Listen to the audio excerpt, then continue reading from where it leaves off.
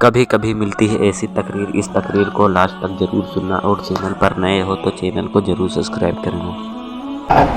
اور ایک صاحب نے کہا کہ اچھا اگر آپ منا رہے تو یہ اب آپ کی بات ہے، اب جا کر کے یہ سب منانے لگ گئے، پہلے کیوں نہیں منایا؟ مکہ والے حضور کو پیدا ہوتے ہوئے سامنے دیکھا انہوں نے، لیکن انہوں نے تو نہیں منایا۔ یہ بھی بڑی بات ہے کہ حضور صلی اللہ علیہ وسلم جب مکہ میں پیدا ہوئے تب خوشیاں نہیں منائی گئی، خوشیاں نہیں منائی گئی، تو پھر آج کیوں آپ منا رہے ہیں 1400 سال کے بعد؟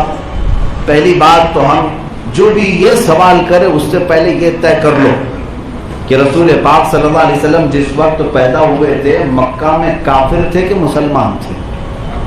سارے لوگ کفار و مشرکین تھے سوائے حضرت بی بی آمنہ اور حضرت عبد المطلب کے۔ سارے لوگ کیا تھے؟ کافر تھے، ایمان لائے ہوئے نہیں تھے۔ تو ہم ایمان والوں کی بات کر رہے ہیں، کافروں کی بات نہیں کر رہے۔ کافر اگر حضور کی آمد کی خوشی نہ منائے تو ہمیں کیا فرق پڑتا ہے؟ اور اگر تمہارا بھی لنک ان سے ہے تب بھی ہمیں کیا فرق پڑتا ہے؟ ہم یہ چاہتے ہیں کہ ایمان والے منائے تھے کہ نہیں منائے تھے یہ بتاؤ۔ حضور پاک صلی اللہ علیہ وسلم کی ولادت کی خوشی ایمان والے منائے تھے یا نہیں منائے تھے؟ دو ایمان والے تو مکہ میں تھے، بی بی آمنہ اور حضرت عبد المطلب۔ روایتیں پڑھو تو پتہ چلے حضرت بی بی آمنہ نے کیا بیان کیا اور حضرت عبد المطلب نے کیا بیان کیا۔ عبد المطلب کہتے ہیں یہ 12ویں شب تھی، صبح صادق کا وقت تھا، فجر کے وقت میں طواف کعبہ میں مشغول تھا، اچانک میں نے خانہ کعبہ کو دیکھا، بی بی آمنہ کے گھر کی طرف جھکا ہوا نظر آ رہا ہے۔ تھوڑی دیر کے بعد کسی منادی نے آ کر کے مجھے خبر دے دی کہ عبد المطلب مبارک ہو، تمہارے گھر پوتا آیا ہوا ہے۔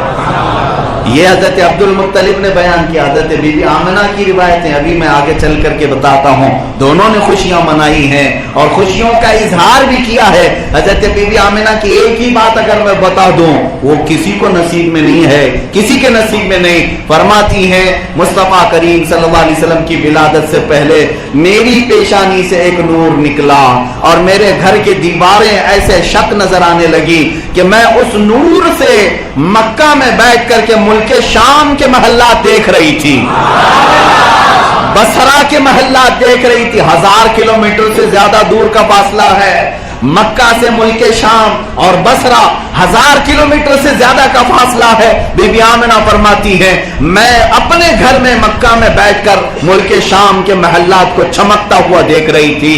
یہ کون؟ حضرت بی بی آمنہ کہہ رہی ہیں وہ نبی نہیں ہے، وہ رسول نہیں ہے، بلکہ نبی کو 9 ماہ اپنے پیٹ میں رکھا تھا۔ جس کے پیٹ میں مصطفیٰ ہوں اس کی آنکھوں کا حال یہ ہے، تو بذات خود مصطفیٰ کی آنکھوں کا حال کیا ہوگا؟ اٹھ گئی جس طرف دم میں دم آ گیا، اس نگاہ عنایت پہ لاکھوں سلام۔ میرے عزیزو، رسول پاک صلی اللہ تعالی علیہ وسلم کی ماں نے بھی خوشیاں منائی، حضرت عبد المطلب نے بھی خوشیاں منائی۔ اور جو صاحب یہ کہہ رہے مکہ والے نہیں منائے تھے، ہمیں کیا فرق پڑتا ہے؟ نہیں منائے تھے، آج بھی نہیں منا رہے، تب بھی ہمیں کیا فرق پڑتا ہے؟ لیکن ہمارے پاس ایک دلیل ہے۔ تم مکہ والوں کو فالو کر رہے ہو، آؤ میں تمہیں بتاتا ہوں۔ مکہ والے تو کافر تھے اس وقت، نہیں منائے، لیکن حضور کی زندگی پاک جب 53 سال کی ہوئی، مکہ چھوڑ کر میرے آقا جب مدینہ ہجرت کر کے آ رہے تھے، اب مجھے بتاؤ کہ مدینے والوں نے کیا اکیلے 2 آدمیوں نے حضور کو بلایا تھا؟ روایتیں اب سناتا ہوں میں آپ کو۔ جب میرے آقا مدینے آنے والے تھے، اللہ اللہ، مدینے والوں کو لاکھوں سلام، 1 دن نہیں، 2 دن نہیں، 9 دن سے میرے آقا کا انتظار کرتے ہوئے گھروں سے باہر نکل آئے تھے۔